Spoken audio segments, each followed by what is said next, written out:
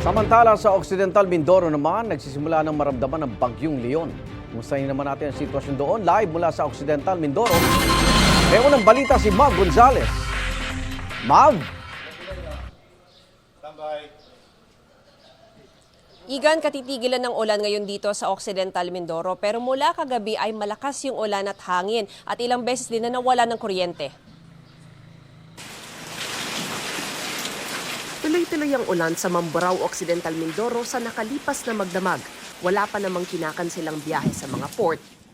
Pero kahapon, nagmamadali na ang ilang pasahero sa Port of Abra de Ilog sa pangambang hindi makabiyahe pag tumama ang bagyong Leon.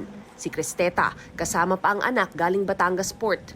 Nagmamadali nga po kami makabalik kasi nga po may bagyo po ulit eh. Balik kayo na lang po kami lumabas, bumalik po kami agad. Mula naman sa isang lugar na binayo ng bagyong Christine, dito naman sa Mindoro mag-iikot ang grupong ito ng mga foreign missionary.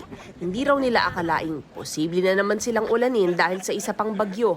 We just arrived now. We're doing relief work and just kind of like cleaning up some of lakeside areas. I trust the Lord. And I trust that He'll keep us safe. Ayon sa pamunuan ng Port of Abra de Ilog, ilang araw na suspindi ang operasyon sa Pantalan dahil sa bagyong Christine. Noong linggo lang sila nagbukas ulit. Kung tatamaan ng signal number 1 ang Port of Batangas, sigurado yun, automatic na magkakaroon ng cancellation.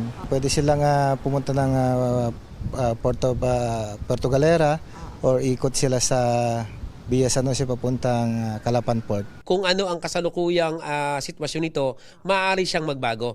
Kaya hindi namin inaalis yung possibility. So hindi lang kasi pagkakaroon ng signal ang naging basihan.